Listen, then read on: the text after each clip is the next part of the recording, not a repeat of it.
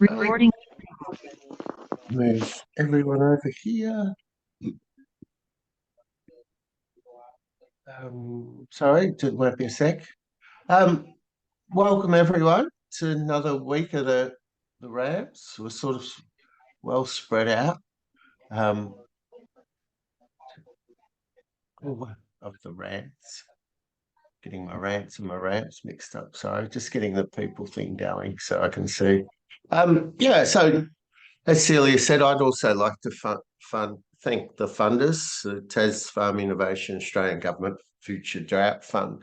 Um, and I'll kick into it straight away just so that we get to cover a fair bit. So jump in at any stage. This is the definition that I developed and worked on with Celia and it's become the definition that we use for most of the work we do. That the triple bottom line is that you've got to be increasing biodiversity by increasing landscape function. So landscape function is the foundation. Increasing people's well-being scores. We're still working on how we do more of that, and also focusing on profit, not on production. So, not production is what I've been trying to say to people. If we focus on production, we tend to intensify, which lowers profit. And I actually don't think you can have an increase in land, people, and production. I feel like we're in some areas we're already overstocked, so and over intensified in agriculture, and probably in other businesses as well. So we just do simple things like reduce the stocking rate so that and see what happens to the profit. So which happens really well. Um, it's not a belief or it's not a hypothesis that current agriculture is not travelling very well. I haven't got any of the biodiversity or the impact on people, but we all sort of know that current agriculture is damaging biodiversity, as well as there's becoming less and less farms and older farmers. So apart from it's got this declining terms of trade, no one wants to do it and it's buggering the land. It's all going pretty well, is what I've been saying to people. But people think that I'm just trying to knock what they're doing, whereas I'm just trying to point out. But I know that people don't work um, in their own self-interest. So we really need to sort of work out ways of getting people to try different things. I was just going to do a little bit on the profit today, just to get started. But I want to send to you this blank form, which is to work out where should you focus your money and your time. So the two limiting factors in most businesses, especially in ag businesses, is time, and then how many resources we've got, how much money we've got. So where do you focus it? And it's really important where to say, this year I am going to focus on. And a lot of the time, it's very hard to identify when it's your business. It's one of those things that if you could see it, you would have fixed it. So it usually needs some thinking and some tools. So what I developed is just write down all the issues that are under resources, all the issues that you have with product, and all the issues that you have with marketing. And once you've got the list, not only have you got a real focus on what to spend your time on, you've also got a list of all the problems, and then we can work out sort of how to sort that list out into and classify it into the ones that need trials, the ones that need an expert, and the ones that are just self-evident on what you need to do. So that form will come out, and if you can think about everything that you're doing. So in agriculture, it's capturing sunlight and turning it into a grass or a crop, then into harvesting the grain or turning it into meat or wool or vegetable production, and then marketing or selling from there. With other businesses, it's the same sort of thing with all businesses. So, do you have enough resources? Does the product need work or does your marketing need work? I was working for the MLA on the beef grading, and they had a computer whiz kid um, guy that was just extraordinary what he could do. But he was always sort of a bit patronizing. I know not uh, anyone that's dealt with a lot of computer people, you probably recognize what I'm talking about. And so he was one of those ones, have you turned it on? Have you got the monitor upside down? That sort of person. So I just said to him, I said, "Oh, how's your business going?" And I said, "Where are you spending your time and effort?" And he goes, "I'm a bit embarrassed. I'm a bit embarrassed because I haven't got my website finished yet." And so I said to him, "Oh, have you got um, more work than you can handle?" And he said, "Yes." So I said, "Well, there is no point in getting your website up until you've got, you know, you've got more people than you've got work." "Oh," he said. And then I went through and said, "Do people like your work?" Yes, they did. And it was actually right back at that resource step. He had the knowledge, but he didn't have enough people. And so he was growing this business really quick. So I said, "Well, don't focus." So word of mouth was keeping them more than fully occupied. They were working on the weekends, they were doing all that. So when we were doing this, we were still using data capture units, and they were all having to be programmed and all that sort of stuff. The other one was I was in Albuquerque in New Mexico, and a woman that had a direct to consumer meat business, she asked myself and another educator, holistic management educator, how does she work out what the weak link is in her business? And the other woman said, "I think it's marketing." And I go, "What do you think?" So all I did was just interrogate her or question her. So I said, "Do you have more product than you can sell?" And she said, "No, always short of product." I said, "It's not marketing." "Do you have more grass than you have animals?" And she said, "No, we're short of grass." And I said, "Well, it's resource conversion. So you need to focus on this link and everything that can grow more grass. Don't worry about that. If people are buying the product, it's obviously good enough. You've got more customers than you've got product. So it's got to be growing more grass so that you can have more animals to have more meat to market." So you just need to be really clear. And sometimes, like I use Mark Gardner on my businesses because I can't see it from inside. So, but it does need that. And this was just an organic dairy example. I found that if I talked about grazing to dairy farmers, it didn't go well. They have a very, very strong belief that they're the best grazers in the world. Um, yeah, you can't see your face, Matthew. But yeah, most of the dairy farmers think they're excellent managers, and I go, "Whoa!" So, but if I started with this, talking about where they needed to focus time, so this was an organic dairy, and so I started here. What was the product issues? They had high milk urea, nitrogen, and cell count and fertility, which I might have put in here, but it doesn't really matter as long as you get them down and into some sort of order, and then you can work out. And then we went through it, and with that organic dairy, they were overstocked. Put pastures was short. They were getting down to 12 days recovery. Cow health was a problem. Annuals and forbs were a problem, which everyone sort of that. Hopefully now you go, "Oh, well, yeah, if you're not getting long enough recovery, you are going to have cape weed and thistles." So this was in South West Victoria. They were then having to put on incredible amounts of organic fertilizer. I walked out, lots of flatweeds, lots of cape weed, lots of thistles, very small grass, no basal area, no bases on the perennial grasses, and no litter in the system. So you can sort of see how that. But then once we said about the feed costs, we needed to address that. It made a lot of sense to take some cows out of the business.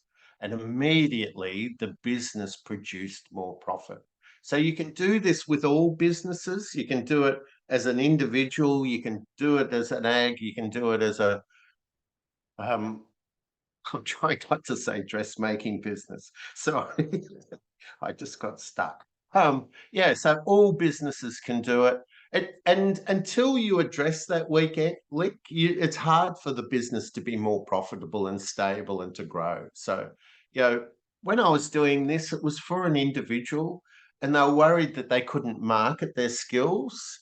And I said, well, do you need to buy marketing? Do you need to get a different CV written? And their CV was more of a research focus rather than what they could do for the business. And then away we went. So if I'll send this out, and if you can think about one enterprise that you've got, and then just list all those, and we can go through them next week. And I reckon that'd be a really good thing to do. Not everyone has to do it, as long as we've got a couple.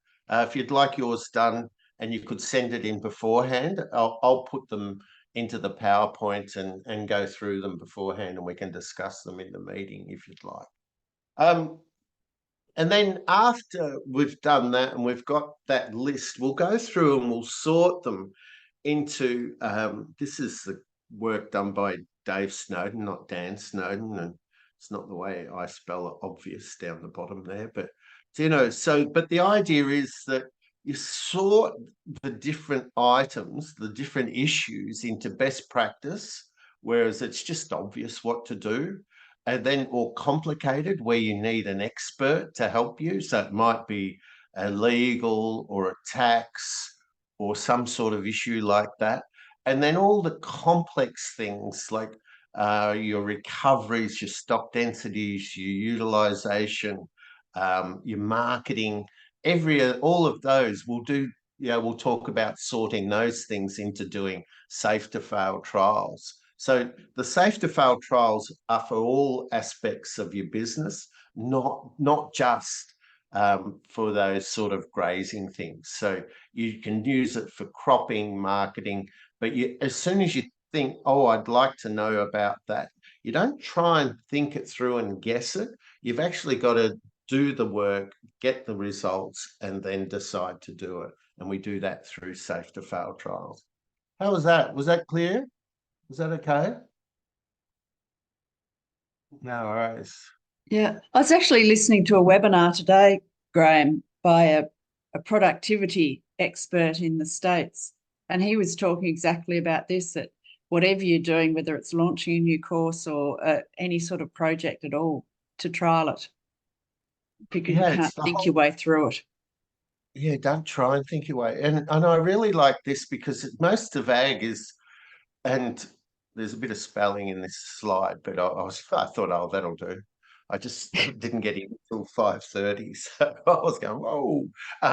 The relationship between cause and effect can only be perceived in hindsight. And the definition that I really like for things that are complex is that the definition of insanity doesn't apply in the complex domain. You cannot do the same thing twice. So that whole Einstein, I've forgotten what it is now. Definition of insanity.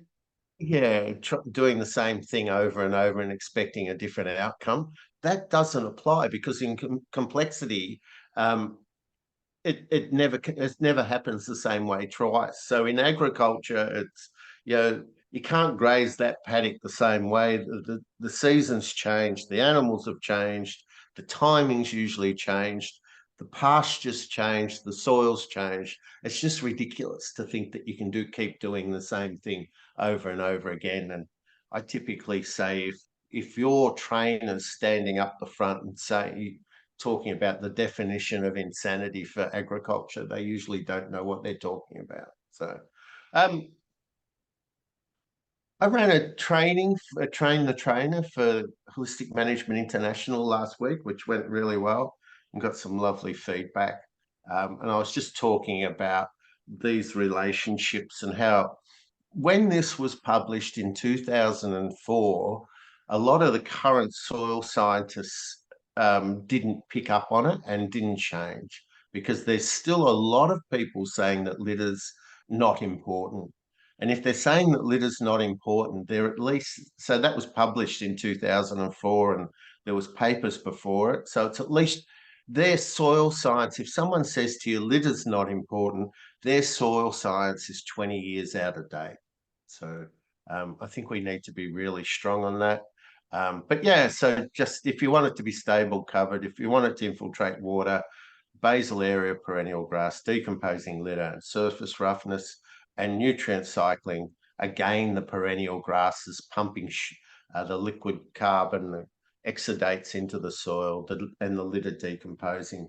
And all the research is showing that litter is becoming, their understanding is that it's becoming longer lived carbon. It was always that it was short lived, ran the mineral cycle, the nutrient cycle, whereas now they're saying it actually becomes longer lived soil carbon because it's increasing fungal component and also increasing life. And necromass, how's that? I've used it in public. Celia and I had this discussion. I said, if you never ever learnt which is like the dead life in the soil, if you never learnt the word, if as long as you knew what you had to create on the soil surface, it would not change anything that you did. But a lot of people are walking around saying necromass this, necromass that. So this really caused a lot of discussion, this whole idea of simplifying, taking the fluffy bunny out of grazing and saying it's about recovery, stock density, and plant utilization. That was a better version, wasn't it, Celia, of the fluffy bunny than I said earlier? It had a lot more expletives around it. But if you increase recovery, you've got to increase stock density and plant utilization. What we're doing here with stock density is we're applying the tool of animal impact.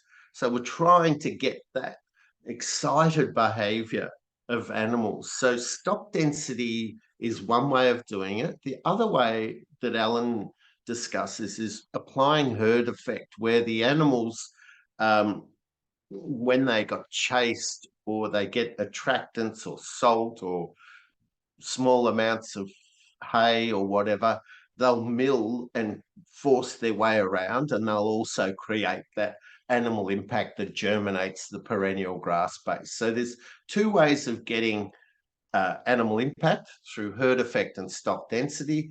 I haven't worried about herd effect because I found it really disappointing. So with 100 cows, if you did it every day, at least once a day, you'd impact about 20 square meters. It was really hard to get it to do much.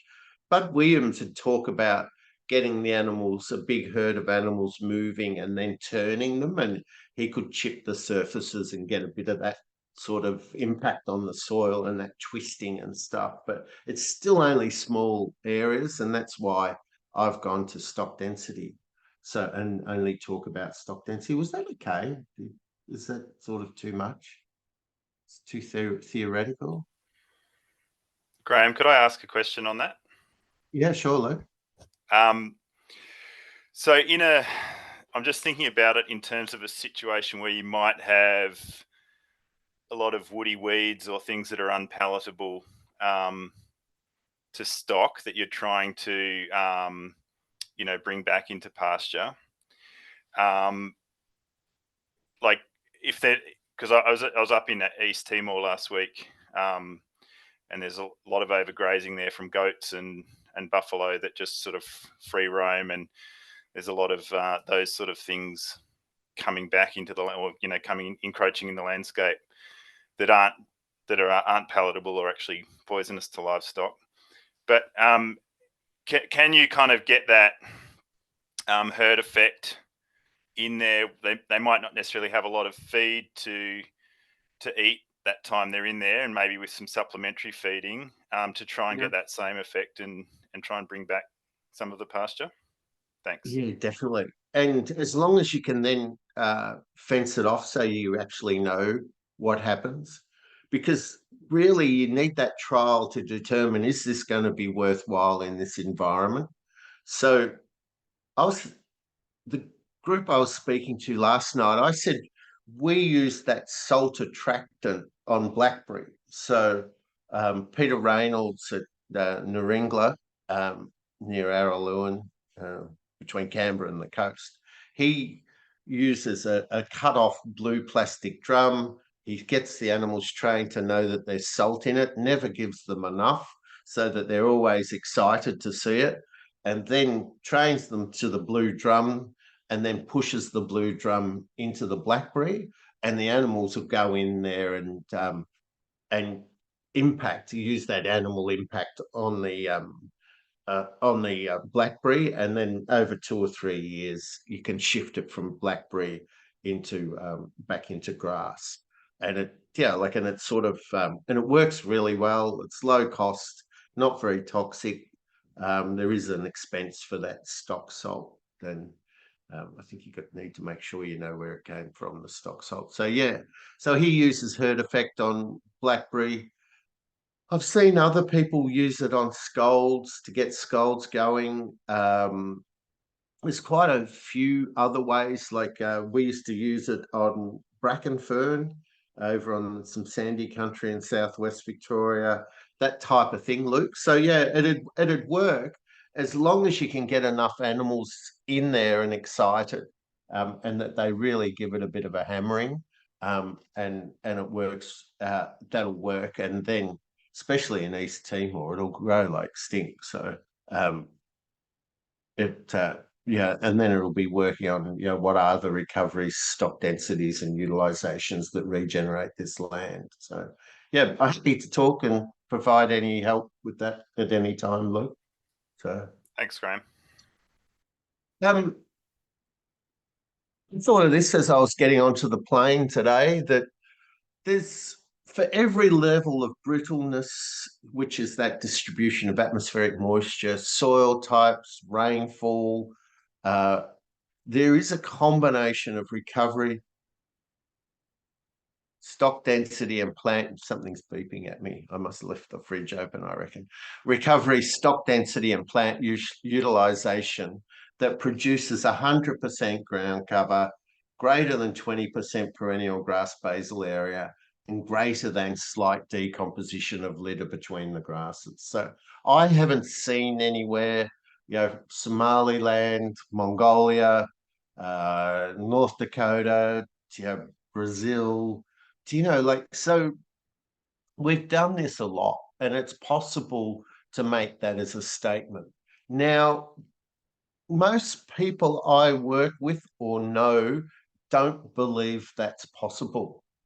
And in certain environments, they'll say, oh, in this environment, you can only get 70% ground cover, or you can't get perennial grasses, or, so there's always this tension.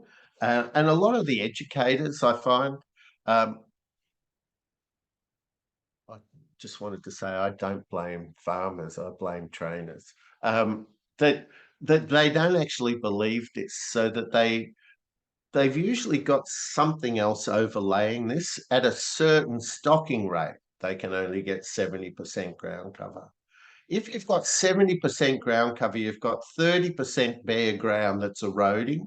And there is no way that with the management that creates that 30% bare ground, that you're growing enough soil to compensate the loss from that 30%. So you will be a net loser of topsoil, which means it cannot be sustainable, much less regenerative, which is higher.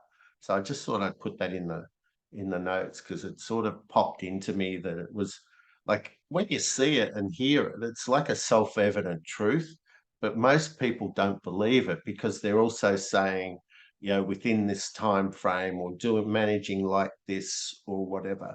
I work with trainers in California, and they say they've been managing really well for 15 years and they haven't got any perennials back.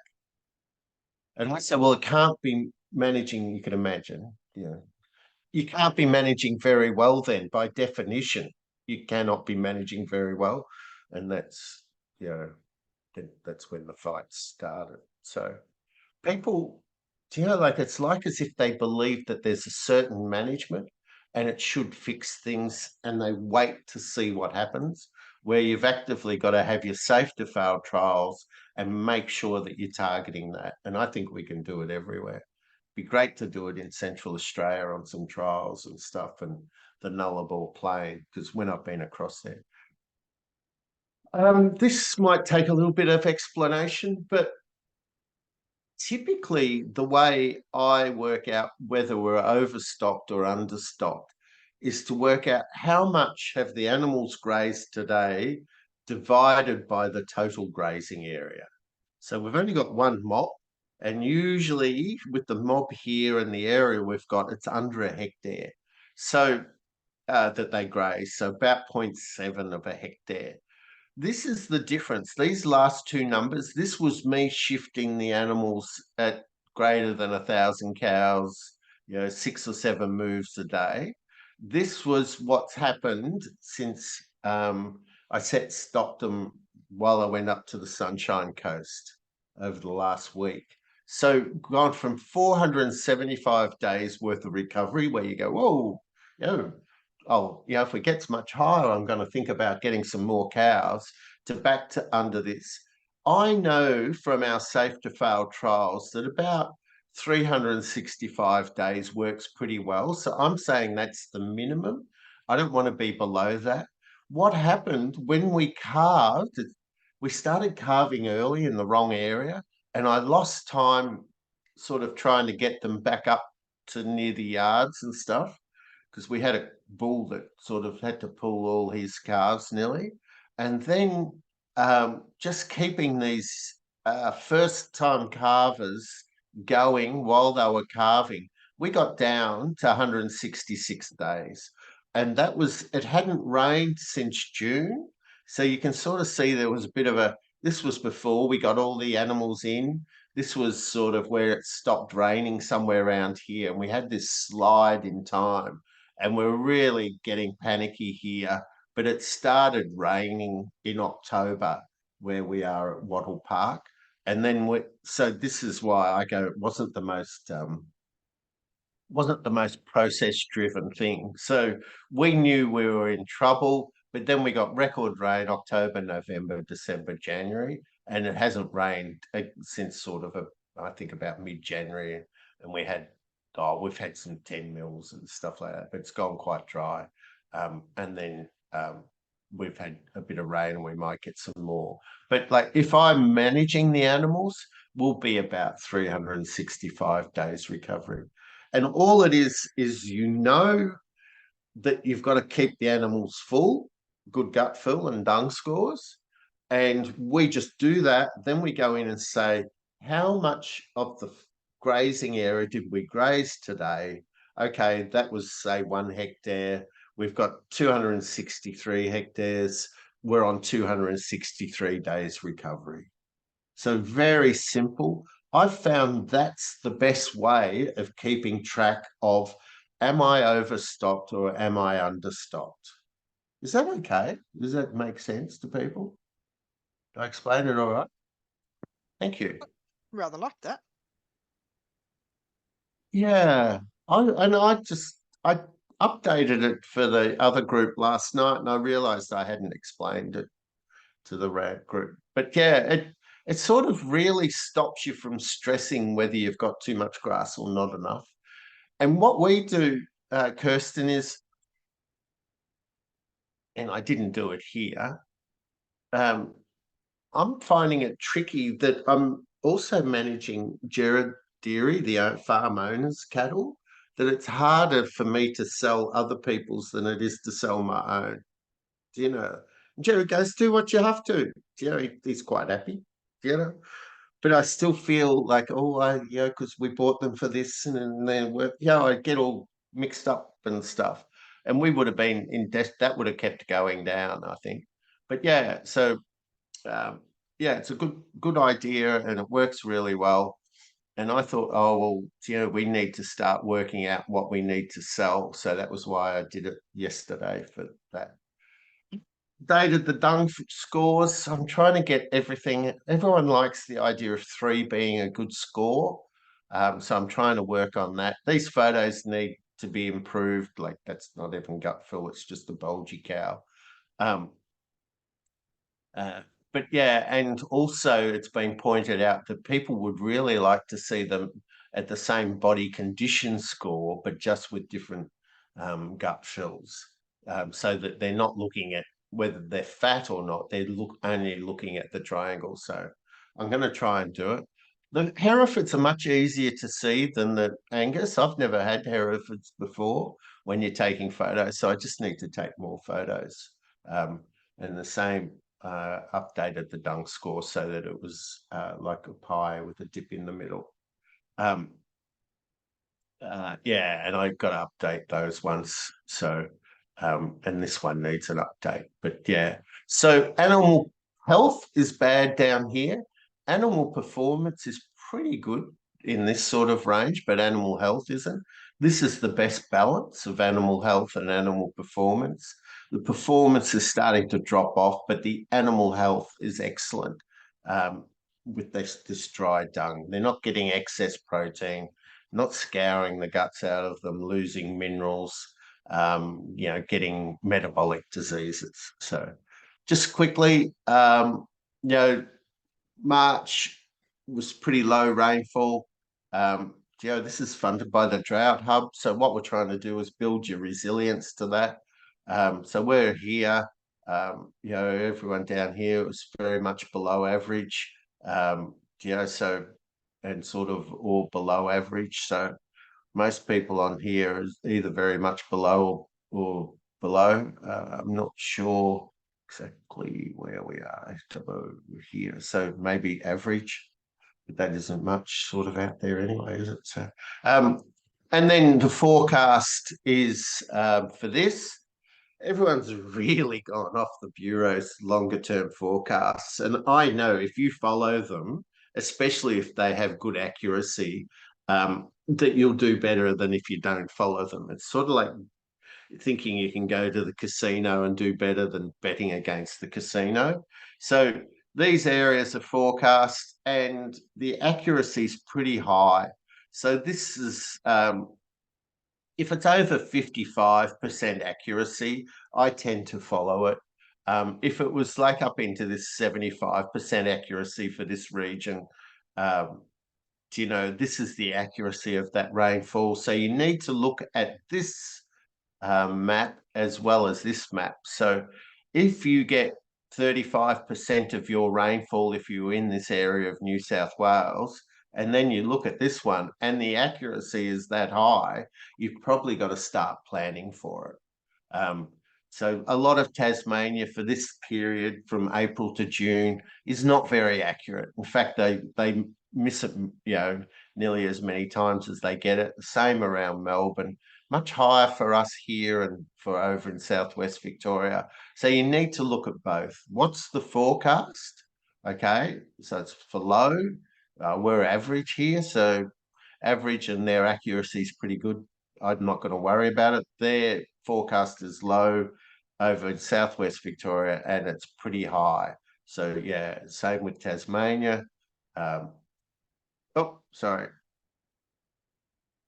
Same with Tasmania.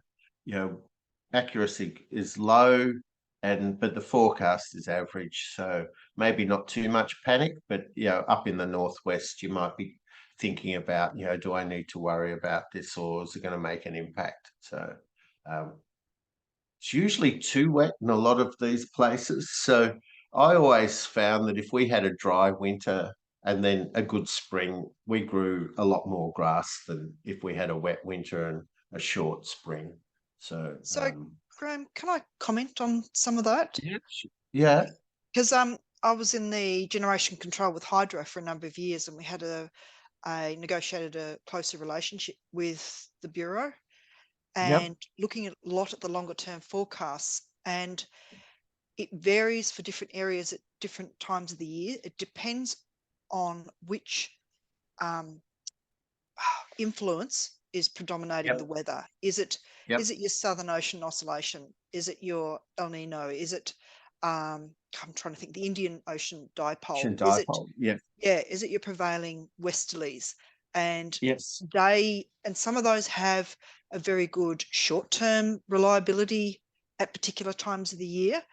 Others, have more of a longer seasonal sort of influence. So it's worth understanding which of those, systems sort of dominate the good conditions in your area and bad conditions. Yeah. Yeah. Which tends to be picked up though, Kirsten, in this accuracy. So for Southwest Victoria, which I used to do a lot of research and stuff down here, it's very high for June, July, August because of the Indian Ocean dipole. So it's included in this accuracy as is close enough for what I do. So I started looking at all the and you can get that forecast of Dale Gray out of it used to be the Victorian DPI. I've forgotten what they call it now.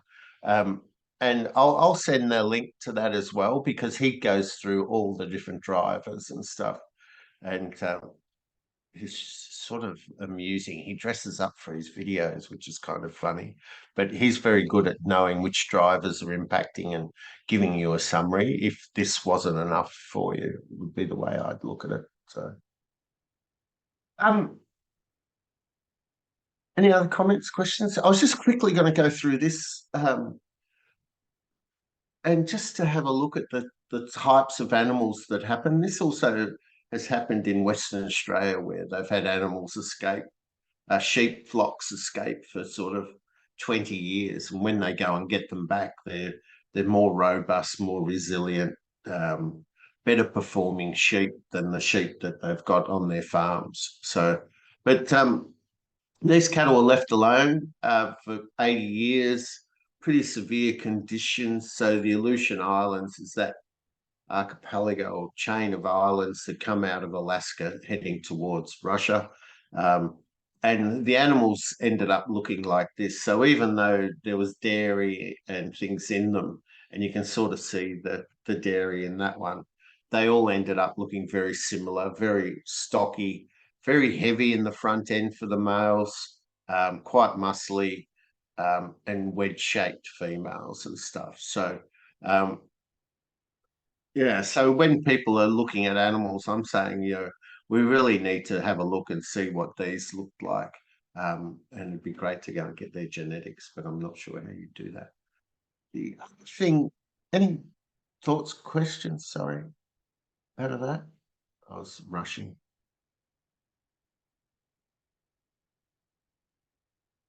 This is the latest from Rob on his safe to fail trials. So he did have them in this paddock and along here and out here, and now he's looking at putting them into this gate. And I really like his diagrams. It's really clear. The only thing that I've come up with he said, can you get back to me on anything that you do differently, is, can you make this water trough portable? Because if it's just in the one spot though, and you're grazing these, they'll come back here more often, and it mightn't be as clear. It'll probably be close enough, but not to worry about it. So he's going to put a water trough in. Great diagrams. He went through and he's taken out the 9 month because it would have to be grazed separately by itself, whereas these ones always, when you're grazing the 3, you can either go 3 6 month or 3 12 months. So I really liked that he thought it through how it was going to work better if he did 3 6 12 and dropped the 9 months. They're not always next to each other. So and when he lets them in, when they're coming back, he's going to draft the first 40 or whatever these pens have been designed for just by running a reel across, then closing that, grazing that, and then having the animals in there, then letting them into the 6 month, then letting them into the 12 month, which I thought was really good, so very clear, great diagrams. And the only thing would be, could you have a portable trough and fence them in with a portable trough? But yeah, they're only going to be in here for a couple of hours, then in here for a couple of hours, in here for a couple of hours. It mightn't make any difference, but when this has got 12 months recovery, they may not want to be in there. You might be able to control where they are. Celia, anyone that's got sheep, Celia's got very high expertise in running safe to fail trials with sheep, and also done a lot with cattle as well. So. I love this idea. I'm not going to do the 9-month one again. That is just so sensible. It is, isn't it? And I just love that he went through it. I realise now why 3 trials are more convenient than 4. Yeah, it's been a nightmare dragging. Sorry, you go. I was just going to say it's a nightmare having to bring sheep from the other side of the place, particularly sheep, but any of them, to come back for that 9-month one for what the benefit is. Yeah, it's great. Yeah, he thinks a lot about it. Yeah. I was just going to quickly do something about eating quality. Does that sound of interest? Meat eating quality, people. This is the Meat Standards Australia. So this is the grading. So it's a predictive model. So you measure certain carcass qualities and you can predict tenderness, juiciness, and flavour. Now, I really like this. So I was thinking about it. Typically, I'll show you what I typically put up and discuss. Oops, sorry, I should have waited. Is this, I put this up, which is the Excel spreadsheet that's got the calculator in it. And unsurprising, people couldn't follow what I was talking about. So that's the actual MSA model that I used to have on my laptop, and we could run it, and you could put it all in and have, which way are the animals hanging, the sex, the estimated percentage BOS indicators, what was their hump height, carcass weight, ossification. But then, then I'd go in and explain that, then you can look at the, say, the strip loin, for grilling, roasting, stir fry, thin slice, and how it ate at all those different scores for those scores. And so it's the same thing. So I've just tried to simplify it, and I don't know whether I have, just back into this. So tenderness is, when you're eating, tenderness is the physical bite through. I'll quickly go through this again. Tenderness is the physical bite. What do you feel? And it's to do with connective tissue and how tough it is, how it's there. Juiciness is the fat. So juiciness in meat, if it's got fat in the meat, you get a burst from the saliva glands and it feels moist in your mouth. And flavour is what feed it's been on. Basically, grain reduces flavours, grass increases flavours. So all the super tasters, the chefs, the winemakers, all those sort of people that I used to give, do taste tests with and things like that, and do talks with, they could pick the difference. And some of the chefs and winemakers could detect the rancid undertones in the grain-fed meat. So when you compare them, I used to give people too many samples, and I got back, it had to be 1 grain-fed, 1 grass-fed for people to work it out. But they could detect the rancid undertones. And when I was giving my talk to the US last week, I said, I would never knowingly feed grain-fed meat to your children, because they're so big on grain feeding over there. So I tried to give it a real whack, just to sort of, because how toxic it is. The fats in grain-fed cause inflammation in the body. The fats in grass-fed actually soothe the body. So they're quite separate animals. So whenever you're reading research about meat and bowel cancer or meat and something else, you've got to ask, was it grass-fed or grain-fed? Grass-fed's more like deep sea salmon fat profile. So the things that impact tenderness is how much Brahman content, which is this Bos indicus. So what allows Bos indicus cattle to survive in northern Australia is that they turn their muscle fibers over quite slowly. And the same thing happens after they've been slaughtered, is that they'll age out slower. So you've got to age them longer. So the Bos taurus, which is all the British and European breeds, versus the Bos indicus, which is sort of the Bos indicus have a hump on their shoulders. The Bos taurus has the hump. The bull has the hump on their neck. So that percentage actually impacts at the same aging after slaughter what that is. The older the animal, the more connective tissue, so the tougher they are. The smoother that they've grown, which is this weight for age, so no setbacks, no compensatory gain, the more tender they are. So animals, there's a lot of people that used to starve them in the southern areas, starve them over winter, and then pick them up again in the spring, and they'd be able to carry more animals. They will focus on production, and they are not as tender. The early weaning actually decreases tenderness because it increases ossification. So there's a real big push that, it's better to wean them early and only be feeding them separately, so you're not feeding the cow, blah, blah, blah, blah. And we just found that what happened was that it actually stressed the calf no matter how good that early weaning was.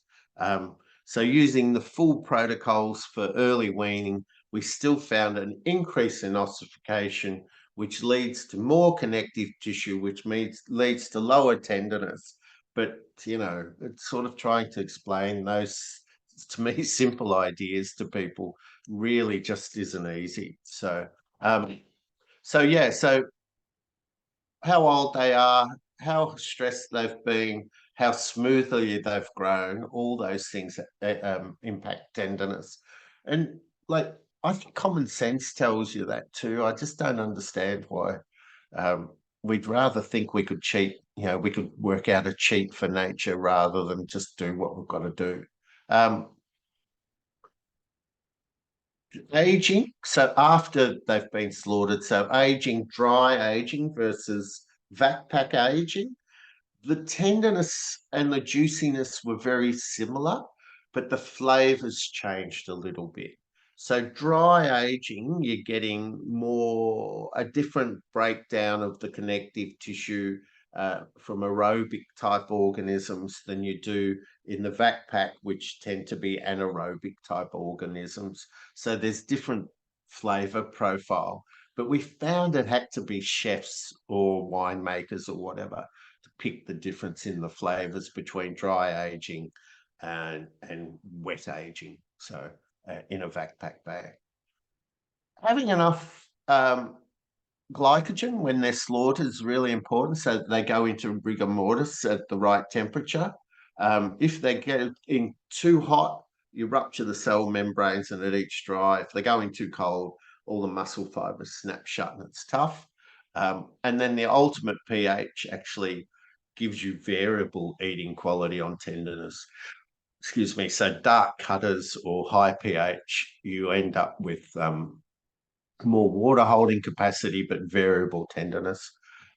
So that's sort of tenderness. So they're quite separate. Juiciness is about the fat. So marbling increases it, doesn't change tenderness, it changes juiciness and flavor. The pH changes juiciness, and that other fats, the muscles in between the muscles, the intermuscular fat and the fat under the skin, the subcutaneous, it actually impacts juiciness. And the same with flavors. Again, most flavors are carried by fats. So the feed type's starting to come in. So the marbling fat subcutaneous. So intramuscular, intermuscular, and subcutaneous fats is the way we used to talk about it. And the feed type. So the closer you are to a well-managed grassland diet, the better the flavors. Our bodies recognize it, and we chase it and love it. You can turn, so at, you know, and this was a while ago, so he's 28 or nearly 30, I think.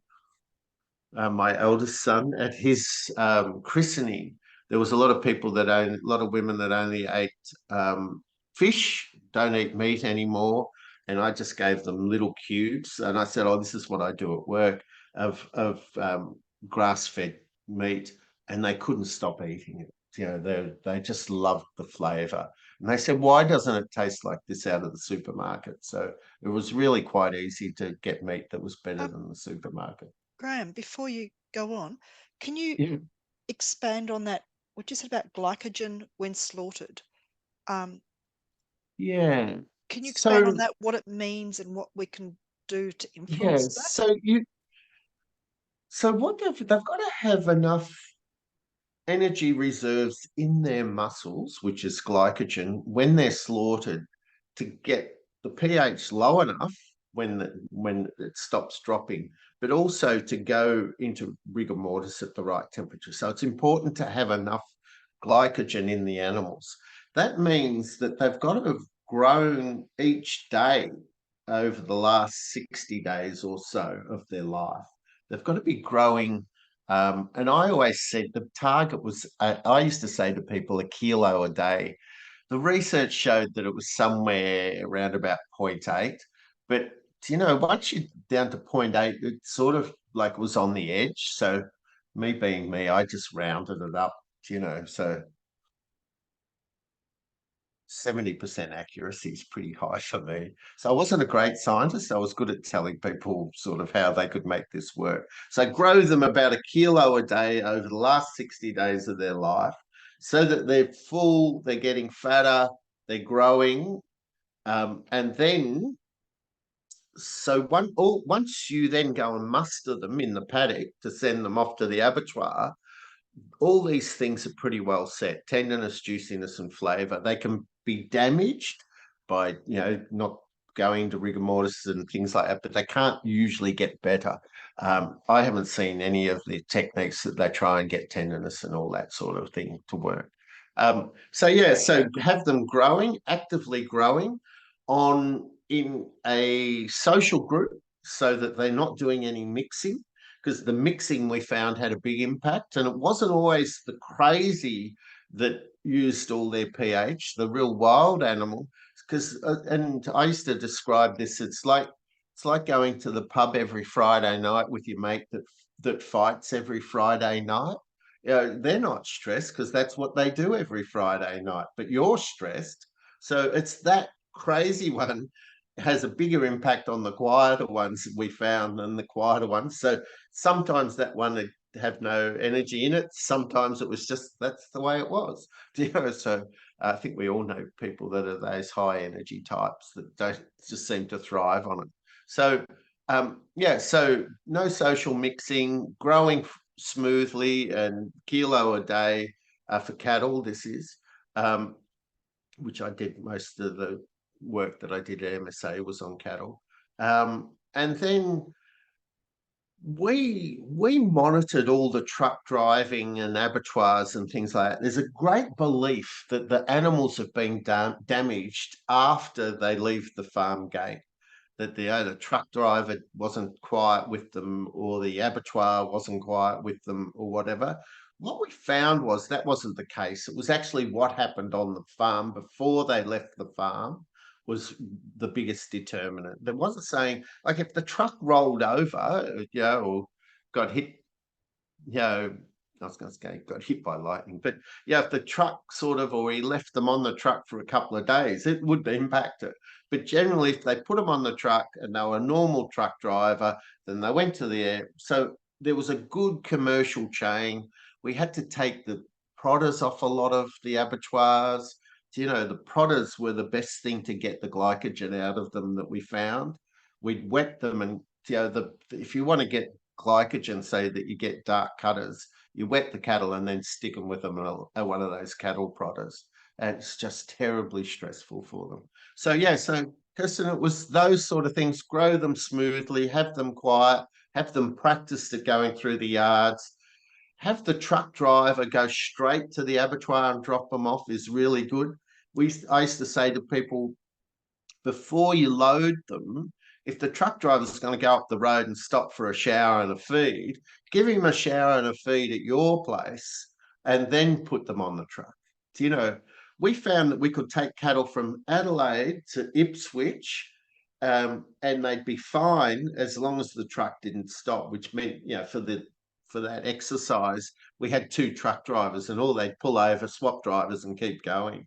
That they were fine because when they were driving and moving, they didn't fight one another. They were more worried about keeping their balance. So it's that sort of type mixing, and you know, if the truck stopped, we videoed all this, they'd start to fight whoever was beside them, you know, especially if they didn't know who they were. So yeah, was that all right? That was good. Sort of, Thank you. yeah. Sorry, that's a great thing that I try and do all the time, not just what it is, but how do you manage it? So yeah, so the lowest level of Bos Indicus that you get performance out of your animals, you know, as you go further north, you've got to have more and more Bos Indicus. Grow them smoothly.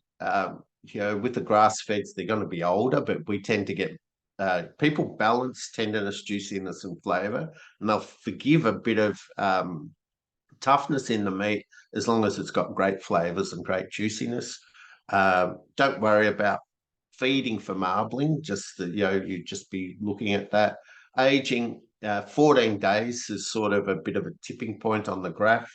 You know, make sure they're well handled and make sure they're on full landscape function grass. And then hopefully I've got, yeah, and that's the sort of the summary of it all. How was that? We covered too much. So we've done some financials. You've got a little exercise to do, Jordan. Oh, sorry, did I say Jordan? Yeah, so just sort of, if you can list the issues and then send them back to me, and I can go through them all that way and stuff. And then we've talked about sort of some of those other things that are important. Safe to fail trial design and eating quality I really like. So thank you. Any questions, comments before we jump off? That weak link exercise, I did it with my pasture deep business. I don't know when, a few years ago now, and it actually gave me a cutoff point of when, because the price of grain was going up and up and up with the drought on the mainland, because most of our grain comes in from the mainland, and I hadn't worked out what the cutoff point was. So that once the grain hit $1,000 a tonne here, that was when I just shut the business down. But until I did that weak link and this financial course with Graham on the Agrarians platform, I wouldn't, you know, I could well have got into some trouble because I didn't have that point of where, you know, when to stop, when to call quits on it. So it was very, very valuable, knowing the weak link and what those points were. So I can vouch for that really, really useful exercise. Fantastic. Yeah. You know. Mm. Okay. Yeah. Anyone Thanks very else? much, All Graham. good? Hope that was okay. Yeah, it's great. Thank you. Oh, Did sorry, Tessa. did Celia want to do a plug for the film that's on the weekend? Oh, yes. For the Tassie people. Thank you, Kirsten. Yeah, we've got Rachel's film is happening at the Palais Theatre here in Franklin. So it's 5 o'clock for food vans outside, and then 6 o'clock the film, and then we're having a farmer panel afterwards at 7:30. So yeah, which is pretty exciting. Been working towards doing these social sorts of things for a few years and has never got off the ground. But here we are. So #1 event, and looking for a team to do more of them. We'd like to do them at least bi-monthly, and it's a great venue, the Palais community space, very posh. Yeah, a real community hub. It's a lovely, beautifully restored old building. So, yeah. No, Thanks, Kirsten. well done. Thanks for that. So I'll send out the recording and the slides and that week link form in the next day or so. So keep an eye out for those. And thank you, Graham. That was that eating quality. It's taken me hearing it a couple of times because it's quite a foreign concept, understanding why meat behaves the way it does. I can spoil people eating steak for the rest of their lives. So, okay. Thanks, everyone. Good to see you. Thank you. Bye-bye. Cheers. Bye. Bye. Yeah, thank you, Graham. Thank you.